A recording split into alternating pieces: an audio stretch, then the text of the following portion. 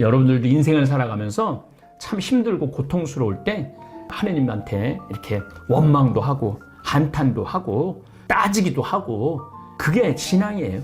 저도 따질 때 엄청 따졌어요. 하느님한테 엄청 따졌는데, 지금 가만히 내 인생을 돌아보면은 참 그런 과정이 있었기 때문에 또 그렇게 돌아볼 수 있긴 있겠지만은, 이제는 뭐 별로 따질 일이 없어요. 이제 하느님의 섭리라는 것을 많이 제가 깨닫고 느꼈기 때문에 그렇게 뭐 분노할 일도 없고 따질 일도 그렇게 많지 않더라고요. 또한 이 시편을 보면 하느님께서 창조교회의 정점에서 남자와 여자를 창조하심으로써 인간이 저마다 위대한 존엄성을 지니게 됨을 알 수 있어요. 그러니까 인간이 무엇이 이렇게 따뜻하게 돌보시고 사람이 무엇이 이렇게 돌보시나니까 우리가 아무것도 아닌데, 완전 미물인데. 의로움을 간청하는 기도입니다. 의로움을. 우리는 비난받을 때, 살면서 비난받을 때 많죠. 그리고 그것을 사실로 인정해야 할 때 마음이 찢어지듯 아프고 고통스럽죠. 하지만 잘못된 비난이, 난 정의로운데 시기 질투 때문에 잘못된 비난이 가해질 때는 어디에서부터 잘못되었는지, 어떻게 하면 상황을 바로잡을 수 있을지 고민하며 마음 아파합니다. 여기서 시편 저자는 혼란스럽고 무력한 상태에서 하느님을 목 놓아 부릅니다. 그렇지만 그에게는 굳건한 믿음이 있습니다. 그러한 불의가 반전될 것이라고 확고히 믿으면서 전지하신 하느님께 의지할 수 있습니다. 하느님은 의로우시며 마음과 속을 꿰뚫어 보신다고 결국 승리하게 된다는 시를 지금 시편 저자는 이야기를 하고 있습니다. 시가yon 다윗, 그가 벤자민 사람 쿠스일로 주님께 부른 노래라고 그러죠. 시편은 노래라고 제가 계속 여러분들한테 강조를 하고 있습니다. 아마 다윗이 억울한, 열왕기 상하권을 읽어보면은 다윗이 굉장히 억울해요. 사울 때문에 쫓겨다니고 아들 압살롬 때문에 쫓겨다니고 억울한 일을 굉장히 많이 당하죠. 그래서 그 다윗의 처절한 노래들이 많이 들어와 있는 거죠. 이 시편의 표제에 등장하는 쿠스라는 사람이 누구인지는 잘 몰라요. 다윗은 사울 앞에서 그의 결백을 알고 있었습니다. 사울이 마음속으로 다윗에 대해 질투와 복수에 사로잡혔을 때 그는 결백하면서도 포위당한 종 때문에 괴로워했습니다. 결백을 주장하는 다윗의 간청을 듣다 보면 같은 상황에서 괴로워했던 성경 속 인물이 한 사람이 떠오릅니다. 바로 예언자 예레미야입니다. 예레미야는 유배 이후에 바빌론 유배 때의 예언자예요. 바빌론 유배 때 예언자예요. 그는 믿음으로 충만한 예언자로서 하느님 말씀을 예루살렘에게 알립니다. 그런데 그에게 돌아온 것은 조롱과 조소뿐이었습니다. 심지어 그의 예언은 예루살렘 지도층을 전복하려는 의도적인 음모로 오해를 받습니다. 예레미야 예언서를 잠깐 좀 읽어보도록 하겠습니다. 예레미야 예언서 18장 18절에서 23절까지 읽도록 하겠습니다. 그들이 이렇게 말하였습니다. 자, 예레미야를 없앨 음모를 꾸미자. 그자가 없어도 언제든지 사자에게서 가르침을, 현인에게서 조언을, 예언자에게서 말씀을 얻을 수 있다. 어서 혀로 그를 치고 그가 하는 말은 무엇이든 무시해버리자. 주님, 제 말씀을 귀담아 들어주시고 제 원수들의 말을 들어보소서. 선을 악으로 갚아도 됩니까? 그런데 그들은 제 목숨을 노리며 구덩이를 파 놓았습니다. 제가 당신 앞에 서서 그들을 위해 복을 빌어주고 당신의 분노를 그들에게서 돌리려 했던 일을 기억하소서. 그리하여 그들의 자녀들을 굶주리게 하시고 그들을 칼날에 붙이소서. 이게 이제 하느님이 인간에게 하는 말과 인간이 하느님에게 하는 말하고는 다르다고 아까 말씀을 드렸죠. 예레미야도 화가 막 났던 거예요. 그러니까 그 자녀들을 굶주리게 하시고 그들을 칼날에 붙이소서. 예레미야를 죽이려고 그러니까 그들의 아내들이 자녀도 없는 과부가 되고 그 남편들은 흑사병에 걸려 죽어가며, 흑사병이 이때도 있었어요. 흑사병은 거의 뭐 노아와 방주 시대 때부터 있었다고 보시면 됩니다. 인류 역사 안에서 이 전염병, 흑사병 이런 것들은 같이 붙어 다녔던 거죠. 그 남편들은 흑사병에 걸려 죽어가며 참 대단한 거죠. 화가 엄청나게 난 거야. 젊은이들은 싸움터에서 칼에 맞아 죽게 하소서. 당신께서 갑자기 그들에게 약탈자를 보내실 때 그들 집안에서 울부짖는 소리가 들리게 하소서. 그들이 저를 잡으려고 구덩이를 파놓고 저의 발밑에 올가미를 숨겨 두었습니다. 주님, 당신께서는 그들이 저를 죽이려는 흉계를 모두 아십니다. 그러니 그들의 죄악을 용서하지 마시고 그들의 죄를 당신 얼굴 앞에서 지우지 마소서. 그들을 당신 앞에서 거꾸러지게 하시고 당신 분노의 때에 그들을 마구 다루소서라고 예레미야 연자가 인간적인 정말 탄원을 한 거죠. 읽을수록 정말 우리가 시편을 읽을수록 얼마나 인간이 배신과 사기와 질투와 이런 것 때문에 괴로워하고, 나중에 이제 찬양 시리로 또 넘어가면은요, 또 기가 막혀요. 또 인간이 하느님을 찬양하는 건. 그리스도인에게는 이런 고통스러운 상황이 최고의에서 신문을 받으신 예수님의 모습과 겹쳐지죠. 예수님 무슨 잘못을 했어요?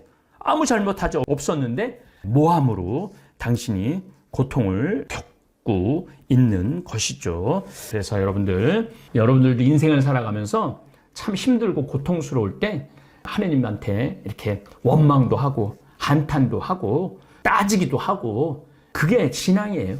저도 따질 때 엄청 따졌어요. 하느님한테 엄청 따졌는데 지금 가만히 내 인생을 돌아보면은 참 그런 과정이 있었기 때문에 또 그렇게 돌아볼 수 있긴 있겠지만은 이제는 뭐 별로 따질 일이 없어요. 이제 하느님의 섭리라는 것을 많이 제가 깨닫고 느꼈기 때문에 그렇게 뭐 분노할 일도 없고 따질 일도 그렇게 많지 않더라고요.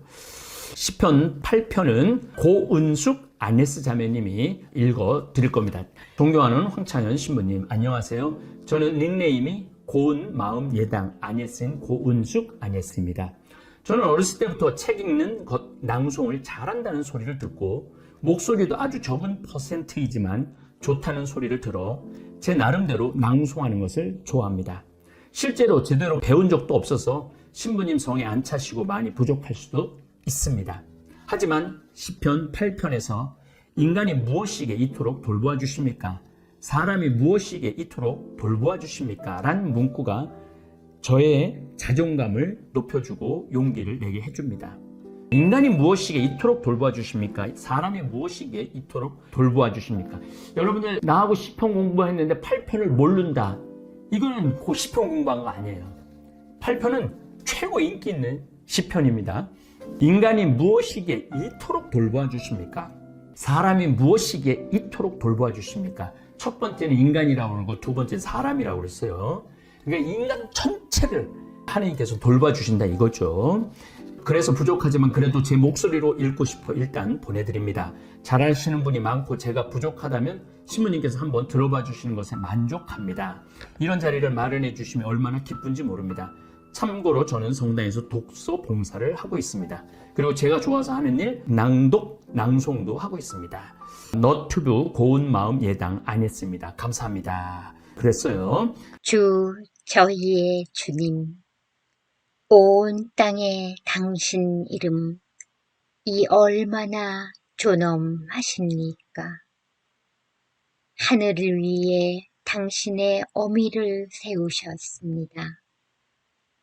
당신의 적들을 물리치시고 대항하는 자와 항거하는 자를 멸하시려 아기와 젖먹이들의 입에서 나오는 것으로 당신께서는 요새를 지으셨습니다.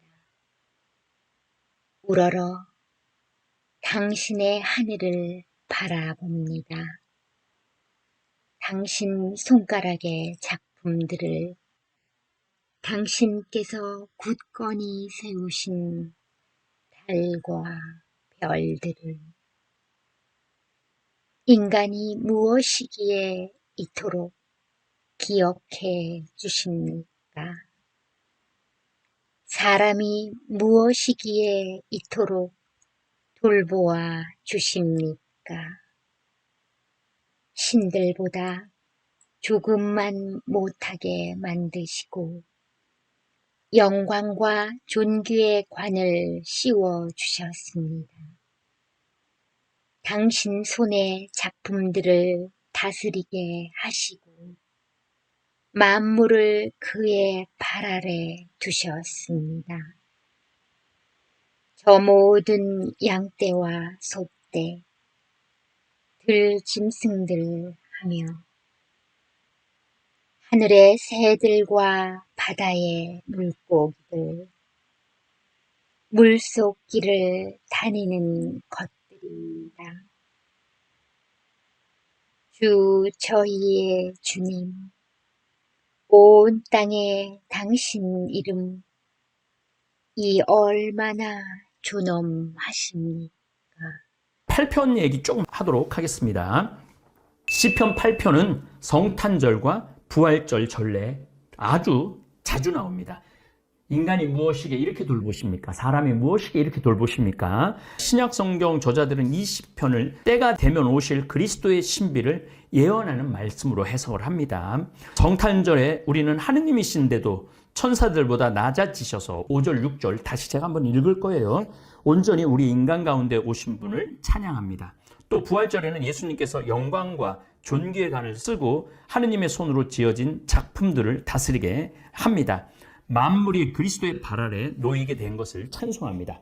처음부터 끝까지 이 시편은 하나님께서 행하신 창조의 기적과 예수 그리스도 안에서 완성된 새로운 창조를 찬양합니다.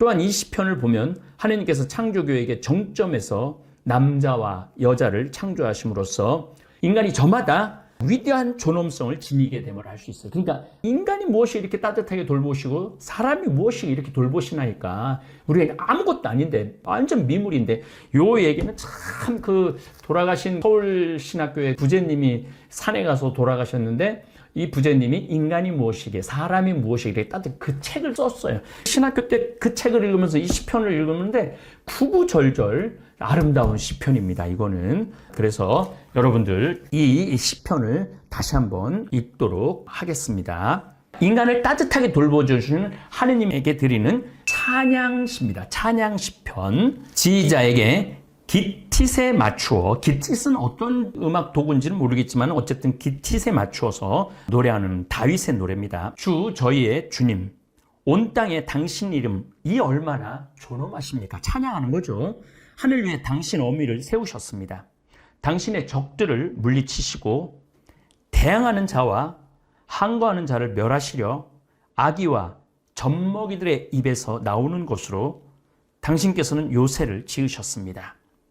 이 아기들을 사랑하는 것은 예수 그리스도께서도 많이 사랑하셨죠.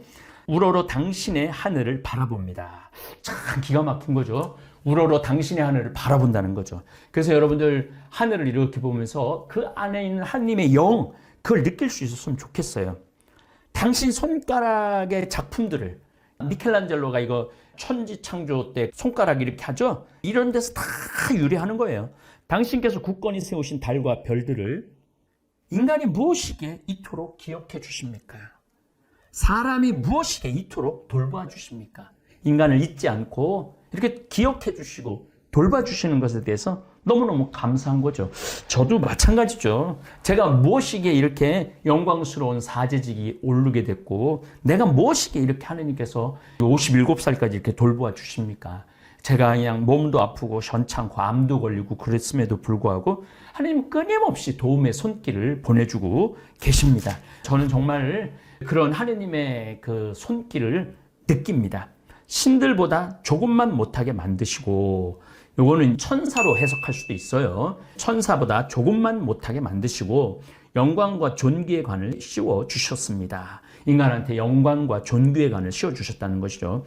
당신 손의 작품을 다스리게 하시고 인간한테 맡겼다는 거죠. 인간한테 만물을 그의 발 아래 두셨습니다. 요거는 또 예수 그리스도에 대한 이야기이기도 합니다. 예수님이 인간이 되셨고 영광과 존귀의 관을 쓰셨고 당신 손의 작품을 다스리게 하시고 만물을 그의 발 아래 두셨습니다. 많이 들어봤던 얘기죠. 저 모든 양떼와 소떼, 들짐승하며 하늘의 새들과 바다의 물고기를 물속길을 다니는 것들입니다. 이거 창세기 1장에 나오는 내용하고 똑같죠.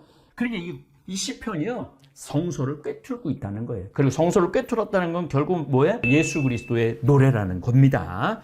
주 저의 주님, 온 땅에 당신 이름 이 얼마나 존엄하십니까? 맨 앞에도 나오죠. 주 저의 주님 온 땅에 당신 이름 이 얼마나 존엄하십니까? 그러니까 이 시편을 노래를 할 때 맨 앞절에 한번 주 저의 주님 온 땅에 당신 이름 이 얼마나 존엄하십니까? 또 뒤에 10절에 주 저희의 주님 온 땅에 당신 이름 이 얼마나 존엄하십니까? 일정한 형식을 갖춘 거를 알 수 있겠죠, 여러분들. 그래서 이게 8편이 아주 유명한 시편이라는 거 잊지 마시기를 바라겠습니다. 여러분들 인기 있는 게 8편, 22편, 23편, 32편, 46편, 51편, 91편, 103편, 121편, 139편 가장 인기 있는 시예요. 그래서 여러분들 이 시들을 좀 체크해 놓고 계속 반복해서 외우시면 굉장히 좋으실 거예요. 이 8편 이제 다시 한번 내가 읽을 거예요, 여러분들. 이게 왜냐하면은 창세기도 아우르고 예수 그리스도도 아우르고 감사, 찬양도 하는 아름다운 시편입니다. 지휘자에게 기티세 맞추어 시편 다윗. 자, 이제 여러 가지 설명을 들었죠. 주 저희의 주님, 온 땅에 당신 이름 이 얼마나 존엄하십니까?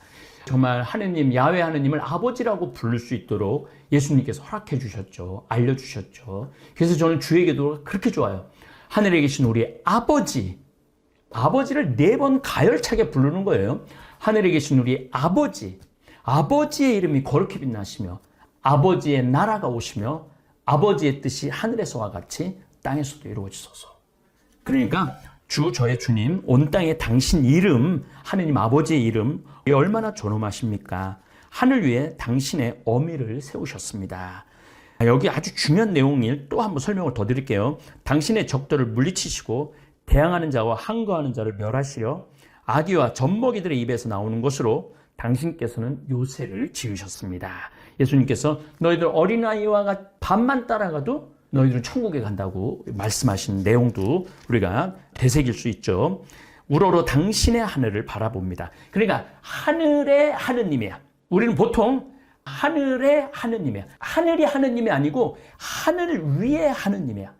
굉장히 중요한 개념이에요. 이거 주원준 박사의 설명을 좀 들어보시면 여러분도 훨씬 잘 이해를 하실 거예요.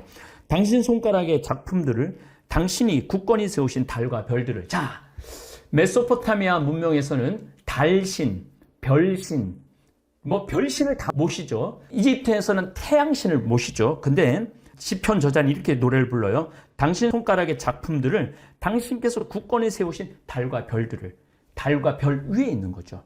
그리고 그거는 우상이라는 거죠. 신들을 섬기는 건 다 우상이라는 거죠. 어마어마한 내용이 여기 나온 거죠. 인간이 무엇이게 당신의 모습을 닮은 사람을 만들자 이랬잖아요. 인간이 무엇이게 이토록 기억해 주십니까? 사람이 무엇이게 이토록 돌보아 주십니까? 그러니까 우리는 하나님의 돌봄을 받는 거죠. 신들보다 조금만 못하게 만드시고 영광과 존귀의 관을 씌워주셨습니다. 당신 손의 작품들을 다스리게 하시고 온 우주가 당신 손이라는 거죠. 만물을 그의 발 아래 두셨습니다. 예수 그리스도의 발 아래 둔 거죠.